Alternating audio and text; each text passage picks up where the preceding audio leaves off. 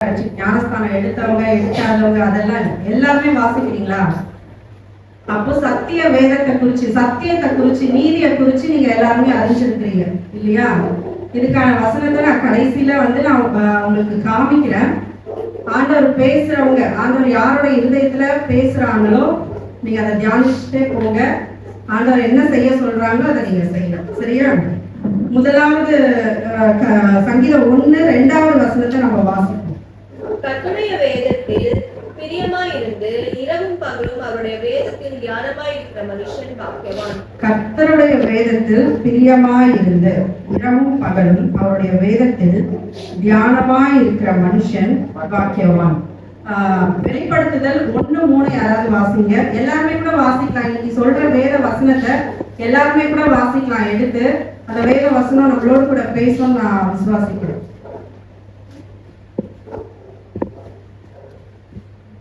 இந்த வசனங்களை வாசிக்கிறவர்களும் கேட்கிறவர்களும் இதை எழுதி இருக்கிறவர்களை கை கொள்ளுகிறவரும் பாக்கியவான். நம்ம இந்த வேதத்தை இரவும் பகலும் நம்ம தியானிச்சுக்கிட்டே இருந்தோம்னா அது நம்ம கூட பேசும். அது நம்ம கூட பேசிச்சுன்னா என்ன ஆகும்? எல்லார்கிட்டையுமே தேவையில்லாத குணாதிசயங்கள் இருக்கும், தேவையில்லாத காரியங்கள் இருக்கும். அதை விட்டு அந்த குணாதிசயங்களை விட்டு இந்த வேத வசனம் தான் நம்மளை சீர்படும். ஆமென். அது சீர்படுத்துறப்ப நம்ம என்ன பண்ணுவோம்? நமக்கு ஆசீர்வாதம். இப்ப நம்ம ஒருத்தரை பகைக்கிறோம், வேத வசனத்தை வாசிக்க வாசிக்க என்ன ஆகும்? நீங்க அவங்களை பகைப்பீங்களா? இல்ல. ஏன்னா வேத வசனம் நம்மளை பகைக்க சொல்லி ஒரு நாள் சொல்லல. நல்ல காரியங்களை தான் நம்மளுடைய வேத வசனம் நமக்கு கற்றுக் கொடுக்குது. அப்போ நம்ம அவங்கள நேசிக்கும் போது நமக்கு தான் ஆசீர்வாதம் இல்லையா? நம்ம எதை விதைக்கிறோமோ அதை தான் நம்ம அறுவடை செய்வோம். அப்ப நம்ம நல்ல காரியங்களை விதைக்கும் போது நமக்கு ஆசீர்வாதங்கள் தான் வருமே தவிர நம்ம ஒரு நாளும் அழிஞ்சு போக மாட்டோம். அப்ப நம்ம அவருடைய வேத வசனங்களை ஒவ்வொரு நாளும் நம்ம தியானமா இருக்கணும், தியானித்து கொண்டே இருக்கணும். இன்னொன்னு கலாத்தியர் 5:22-23 எடுங்க. அது ஆவிக்குரிய கனிகள் பத்தி இருக்கு. அப்ப இந்த வேத வசனத்தை நம்ம வாசிக்கிறதுனால நம்மளுடைய குணாதிசயங்கள் எப்படி ஆகும்ன்றத நம்ம இந்த காரியங்களை படிக்கும் போது நம்ம அறிஞ்சு கொள்ளணும். படிக்கலாமா? 5:22-23. ஆவியின் சத்தியம் அன்பு, சந்தோஷம், சமாதானம், நீடிய பொறுமை, தயவு, நற்குணம், விசுவாசம், சாந்தம், இச்சையடக்கம், இப்படிப்பட்டவைகளுக்கு விரோதமான பிரமாணம் ஒன்றும் இல்லை. அப்போ இந்த வேத வசனத்தை நம்ம வாசிக்க வாசிக்க இந்த ஆவிக்குரிய கனிகள் நம்மளுடைய வாழ்க்கையில கிடைக்கும். நம்மள அப்படியா இந்த கனிகளின் படியா தேவன் நம்மளை மாற்றுவார். நம்மளோட இருதயம் எப்படி இருக்கும்? அன்பா இருக்கும். எல்லாருக்குமே கவலை இருக்கு, பிரச்சனைகள் இருக்கு. ஆனா ஆண்டவருக்குள்ள வேத வசனம் என்ன சொல்லுது? கர்த்தருக்குள்ள மன மகிழ்ச்சியா இருப்பதே நமது பலன் இல்லையா? வேத வசனத்தை நம்ம படிக்க படிக்க அந்த வசனம் நம்ம கூட பேசுவோம். நம்ம பெரிய போராட்டம் கூட வரலாம். ஆனா நம்ம என்ன பண்ணுவோம்? அந்த போராட்டத்துல ஒரு நாளும் நம்ம மூழ்கி போக மாட்டோம். ஏன்னா நம்ம அந்த வசனம் நம்மளை தேய்ச்சுது. இன்னைக்கு நம்ம விழுந்து போற மாதிரி இருந்தாலும் வசனம் வரும்போது நம்மளுடைய அந்த போராட்டம் நம்மளுடைய இருதயத்துல இருக்காது. ஆண்டவர் பேசின அந்த வசனம் தான்.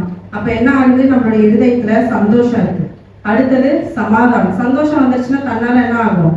சமாதானம் கிடைச்சிடும். அடுத்தது நீடிய பொறுமை. பொறுமை ரொம்ப முக்கியம். இந்த இடத்துல வெறும் பொறுமைன்னு போடல பாருங்க, நீடிய பொறுமை.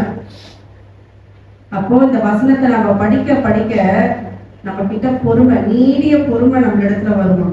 அடுத்தது தயவு. மற்றவங்க இடத்துல நம்ம தயவு காண்பிக்கிறவர்களாக, நேசிக்கிறவர்களாக, மற்றவங்களுக்கு இறங்குகிறவர்களாக, இறக்கும் நம்மளுடைய இருதயத்துல வரும். அடுத்தது நற்குணம். நற்குணம்னா எல்லாம் உலகத்தார் போல இல்லாம வேதத்தை வாசிக்கும் போது நமக்குள்ளாக நற்குணங்கள் வரும். அடுத்தது விசுவாசம், நம்பிக்கை. அடுத்தது சாந்தம். ஒரு சிலரோட முகத்தை பார்த்தோம்னால எப்படி இருக்கும்? எப்படி விகாரமா இருக்கு. எத்தனை பேர் நம்ம அநேகம் பார்த்துருக்கிறோம் இல்லையா? அப்படி இல்லை. நம்மளுடைய சுபாவங்கள் மாற மாறதான் நம்மளுடைய முக பாவங்களும் மாறும் இல்லையா? என்ன சொல்றது? அகத்தின் அழகு முகத்துல தெரியும். அப்போ நமக்குள்ள ஒரு எரிச்சல் இருந்ததுன்னா, ஒரு முறுமுறுப்பு இருந்ததுன்னா நம்மளோட முகம் எப்படி இருக்கும்? அது கேட்சாற் போலதான் இருக்கும். ஆனா நம்ம எல்லாவற்றையும் விடும்போது நம்மளுடைய முகத்துல என்ன இருக்கும்? ஒரு சாந்தம் தெரியும், அமைதி தெரியும். அடுத்தது இச்சை அடக்கம். இச்சை அடக்கம் இது எல்லாமே நம்ம வசனங்களை தியானிக்கதான் தியானிக்கணும். வெறும் படிச்சுட்டு அப்படியே நம்ம போயிடக்கூடாது. இன்னைக்கு கூட இந்த சங்கீத பகுதி இந்த வசனத்தை நான் எப்படி சொல்லணும் அப்படின்னு சொல்லிட்டு நான் அவர்கிட்ட கேட்டுக்கிட்டே இருக்கேன், என்னென்ன காரியங்கள் சொல்லணும் அப்படின்னு. அப்ப ஆண்டவர் பேசுவாரு, கற்றுக் கொடுப்பார். அப்ப ஆண்டவர் கற்றுக் கொடுக்கும் போது நம்ம கிட்ட ஒரு தெளிவு இருக்கும். அதை தியானிக்க அந்த வசனங்களை குறிச்சு நமக்கு ஒரு தெளிவு வரும். ஒரே வசனத்துல அநேக வெளிப்பாடுகள் இருக்கு. அதை நம்ம தியானிக்கும் போதுதான் ஆவியானவர், நம்ம இடம் கொடுக்கும் போதுதான் ஆவியானவர் நம்ம கூட பேசுவார். ஆமென். சங்கீதம் 1:1 வாசிங்க. துன்மார்க்கருடைய ஆலோசனையில் நடவாமலும் பாவியுடைய வழியில் இல்லாமலும் பரியாசக்காரர் உட்காராமலும் இடத்தில் உட்காரலாம். துன்மார்க்கருடைய ஆலோசனை நடவாமலும். அப்போதும் துன்மார்க்கருடைய ஆலோசனையில் நடவாமலும். துன்மார்க்கர்னா யாரு? அடுத்தது அவங்க வழியில நடக்க கூடாதுன்னு சொல்றாரு. பாவிகளுடைய வழியில் இல்லாமலும் பரியாசக்காரர் உட்காரும் இடத்தில் உட்காராமலும். இதெல்லாம் எப்ப நம்ம செய்ய மாட்டோம்? துன்மார்க்கம்னா ஆண்டவருக்கு பிரியமில்லாத காரியங்களை செய்யறது துன்மார்க்கமா. ஒருத்தவங்களுக்கு அவங்க அழிஞ்சு போகணுமா, அப்படி மந்திராய்க்கணும், அதெல்லாம் என்னது துன்மார்க்கமா. எப்படா அவன் விழுவான், அவனுக்கான ஒரு சான்ஸ் கிடைச்சதுன்னா போதும். ஆபீஸ்ல ஒருத்தவங்க நம்மள என்ன பண்ணிட்டாங்கன்னா, அவங்கள நம்ம ஏதோ ஒண்ணு அவங்கள போட்டுட்டா, அவங்க செய்யற காரியங்கள் தப்புன்னு சுட்டி காட்டுறாங்க. என்ன காரியம் நம்ம மேல எப்படா நம்ம மாட்டி விடலாம் அப்படின்னு யோசிக்கிறது. அதெல்லாம் துன்மார்க்கமான வழிகள், ஆண்டவருக்கு பிரியமில்லாத காரியங்கள். நம்மள பகைக்கிறவர்களை கூட சிநேகிங்கிறது தான் வேத வசனம் நமக்கு சொல்லி கொடுக்குது.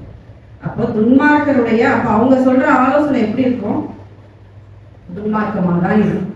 அடுத்தது பாவிகளுடைய வழியில் நில்லாமலும். பாவிகள் கர்த்தர் அருவருக்கிறதான காரியங்களை, பாவம் அப்படின்னா ஆண்டவர் அதை அடியோட அருவருக்கிறத செய்யறதுதான் பாவம். கொலை செய்யுங்க நீங்க ஆண்டவர் சொல்லி கொடுத்துருக்காரு நமக்கு இல்லை.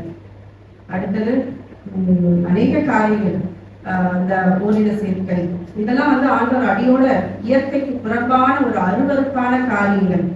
அப்போ அந்த மாதிரி காரியங்களை பேசுகிறவங்களுடைய சிந்திக்கிறவங்களுடைய பக்கத்துல அநேக நேரம் நம்ம ஆபீஸ்ல யாராவது அவங்களுடைய வழிகள் தவறான வழிகளா இருக்கலாம். அப்போ நம்ம ஃபர்ஸ்ட் வசனத்துல தேறினவங்களா இருக்கணும். அவங்கள நாம சரி செய்யணும்னு சொல்லிட்டு அவங்களுக்கு நம்ம மாத்தணும்னு சொல்லிட்டு நம்ம விழுந்து போயிடக்கூடாது. அவங்க கூட நம்ம பேசும்போது ஆவியில நம்ம ஞானமா இருக்கணும், ஜாக்கிரதையா இருக்கணும். இல்லைன்னா பிசாசு என்ன பண்ணுவான்னா, நீ இவனை காப்பாத்த நினைக்கிறியா, நான் உன்னை விலை பண்றேன்னு சொல்லிட்டு என்ன பண்ணுவான், பாவத்துல நம்மளை தள்ளிடுவோம். அதனால நீங்க உங்க சத்தியத்தை சொல்லும் போதும் அந்த மாதிரி காரியங்கள் இருக்கிறவங்களிடத்துல நீங்க பேசும் போதும் ஜாக்கிரதையா இருக்கணும். அடுத்தது அவங்க முடிஞ்ச வரைக்கும் நம்ம மாத்த ட்ரை பண்ணணும். ஆனா சூழ்நிலைகள் மாறும் போது நம்ம ஆவில தெளிவுள்ளவர்களா இருந்து நம்ம அந்த இடத்தை விட்டு என்ன பண்ணணும், நீங்க விலகிடணும். அடுத்தது பரியாசக்காரன் உட்காரும் இடத்தில் உட்காராமலும். பரியாசக்காரன்னா கேலி கிண்டல் செய்யறவங்க. நிறைய நேரம் நம்ம மற்றவங்களை கேலி செய்வோம், விளையாட்டா செய்வோம்னு நம்ம நினைச்சிட்டு இருக்கணும்.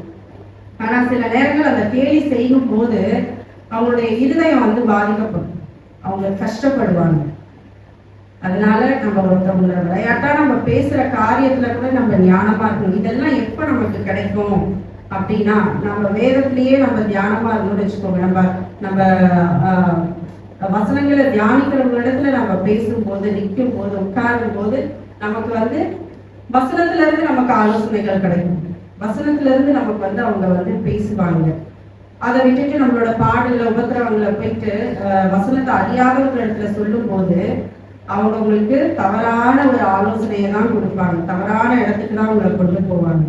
அதனால உங்களுக்கு என்ன பாடுகளா இருந்தாலும், உபத்திரவங்களா இருந்தாலும், நீங்க போயிட்டு ஆண்டவரோட சமூகத்துல உட்காருங்க, அவரோட வசனங்களை கேளுங்க. ஆண்டவரே, நான் இந்த பாடுகளுக்குள்ளாக இருக்கிற, நீங்க என்னோட கூட பேசுங்க அப்படின்னு சொல்லிட்டு நீங்க ஆண்டவரோட சமூகத்துல உட்கார்ந்துடுங்க. உலக பிரகாரமான காரியங்கள் இருக்கிற உங்களோட ஃப்ரெண்ட்ஸ் கிட்டயோ இல்லை உங்க உறவுக்காரங்க கிட்டயோ பேசுறத நம்ம அவாய்ட் பண்ணணும். ஆமென். அடுத்தது, இந்த வேதத்துல பிரியமா இருந்து அவங்களோட வழிகளை செவ்வப்படுத்துறாங்க இல்லையா? நம்ம வேதத்தை தியானிக்கும் போது நம்மளுடைய காரியங்கள் எல்லாமே நம்ம இடத்துல இருந்து மாறும். அப்ப அவங்களோட ஆசீர்வாதம் எப்படி இருக்கும் அப்படின்றத பார்ப்போம். இந்த சங்கீதம் வந்து என்னன்னா, ஆண்டவரோட இருக்கிறவங்க, வேதத்தோடு இருக்கிறவங்களுக்கும் இல்லாதவங்களுக்கும் இருக்கிறதான ஒரு வித்தியாசம் தான் இந்த சங்கீதம். 3வது வசனம், சங்கீதம் 3, சங்கீதம் 1:3 யாராவது வாசிங்க. அவன் நீர்க்கால்களின் ஓரமாய் நடப்பட்டு தன் காலத்தில் தன் கனியை தந்து இலையுதிராய் இருக்கிற மரத்தை போல் இருப்பான். அவன் செய்வதெல்லாம் வாய்க்கும். நீர்க்கால்களின் ஓரமாய், இப்போ ஒரு தண்ணி வரப்பு போது அந்த ஓரத்துல இருக்கிற செடினா எப்படி இருக்கும்? பச்சை பசேல்னு இருக்கும். அது போலதான் அவரோட சமூகத்துல நம்ம இருந்துட்டே இருக்கும்போது நம்ம வாழ்க்கையும் செழிப்பா இருக்கும். நம்ம வாழ்க்கை செழிப்பா இருக்கும்போது நம்ம என்ன பண்ணுவோம்? நம்மளோட சாட்சிகளை மற்றவங்களுக்கு சொல்லுவோம். அந்த சாட்சிகள் என்ன செய்யும்? அவங்களுடைய இருதயத்தை மாற்றும். அதுதான் கனி. அப்போ அவங்களை நீங்க வந்து கொண்டு வரும்போது என்னது? நீங்க கனி கொடுக்கிறவர்களாக மாறப்படுகிறீங்க. ஆமென். அவங்களை பாவத்துல இருந்து மனம் திரும்ப செய்றீங்க. ஆமென். அவன் செய்வதெல்லாம் வாய்க்கும். நீங்க என்ன காரியங்கள் செய்தாலும் அது ஆண்டவரோட வசனத்துக்கு கீழ்ப்படிந்து நம்ம மாற்றிக்கொள்ளும் போது நம்ம செய்யற ஒவ்வொரு காரியத்தையும் ஆண்டவர் ஆசீர்வதிக்கிற தேவனா இருக்கிறார். அல்லேலூயா. அடுத்தது, துன்மார்க்கரோட காரியங்கள் எப்படி இருக்கும்னு ஆண்டவர் சொல்றாரு பாருங்க. துன்மார்க்கரோ அப்படி இராமல் காற்று பறக்கடிக்கும் பதரை போல இருக்கிறார்கள். பதர்னா வந்து இப்ப உண்மை நம்ம புடைக்கிறோம், அது என்ன ஆகுது? நம்ம புடைக்கிற அந்த காத்துக்கு போயிடுது இல்லையா? அது போலதான் துன்மார்க்கமா இருக்கிறவங்க ஒரு கஷ்டம் வந்துச்சுன்னா என்ன பண்ணுவாங்க? அவங்களால அதுல இருந்து மீண்டு வரவே முடியாது. இப்போ திடீர்னு வேலையை விட்டு தூக்கிட்டாங்க, லோன் இருக்கு, எல்லாமே இருக்கு.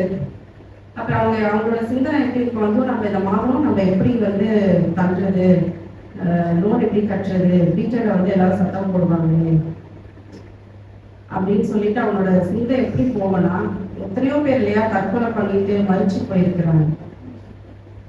அந்த மாதிரி சூழ்நிலைகளுக்குள்ளாக வசனத்துக்குள்ளாக இருக்கிறவங்க போக மாட்டாங்க. ஆனா வசனத்துல இல்லாம மற்றவங்களுக்கு கெடுதல் நினைச்சு அவங்க யாருக்காவது கெடுதல் நினைத்திருக்கலாம். அப்ப அவங்களுக்கு ஒரு துன்பம் வரும்போது அதை என்ன பண்றாங்க? விழுந்து போயிடுறாங்க. அதுல இருந்து அவங்க மீள முடியாம அதுல முழுகி போயிடுறாங்க, மறிச்சு போயிடுறாங்க. இல்ல வேற ஏதாவது ஒரு அடிக்ஷனுக்குள்ளாக போறாங்க, இல்ல வேற ஏதாவது ஒரு தீய காரியங்களை செய்கிறவராக துன்மார்க்கமா யோசிக்கிறவங்க அவருடைய வாழ்க்கை இருக்குது. நீதிமான போல அவங்களோட வாழ்க்கை இருக்காது. வேத வசனத்துல கை கொள்ளுகிறவர்களை போல அவங்களுடைய வாழ்க்கை இருக்காது. கலாத்தியர் 5:21 கடைசி பகுதி வாசிங்க.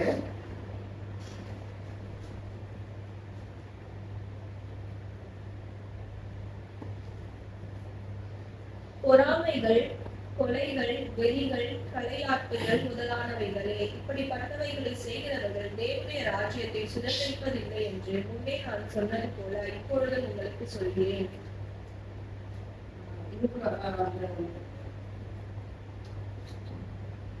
19 இருந்து ஒரு வாட்டி வாசிக்கலாம். மாம்சத்தின் கிரியைகள் வெளியரங்கமாய் இருக்கின்றன.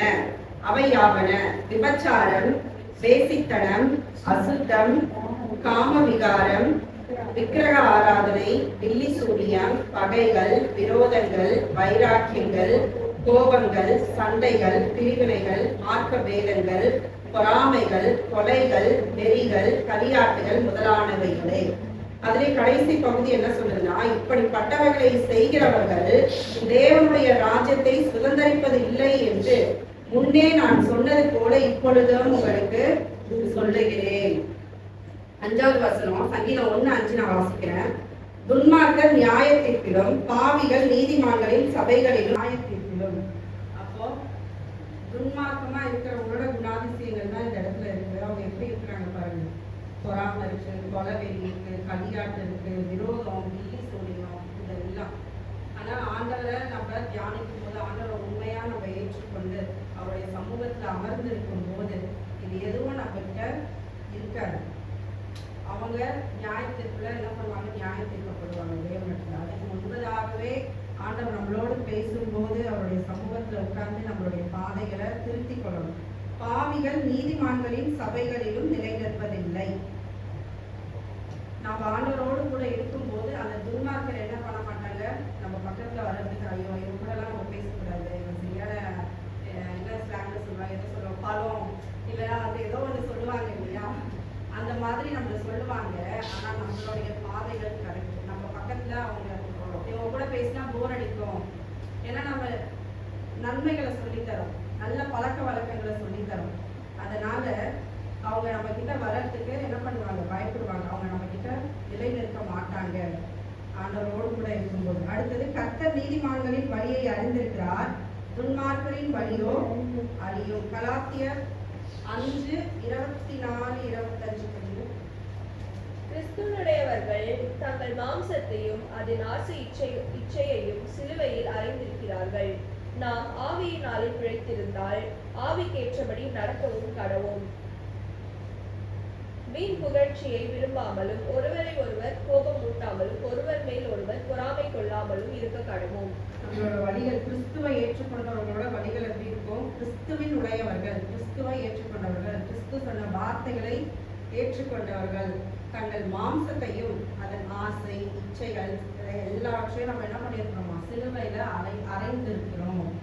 அடுத்தது, நாம் ஆவியினாலே பிழைத்திருந்தால் ஆவிக்கேற்றபடி நடக்கவும் கடவோம்.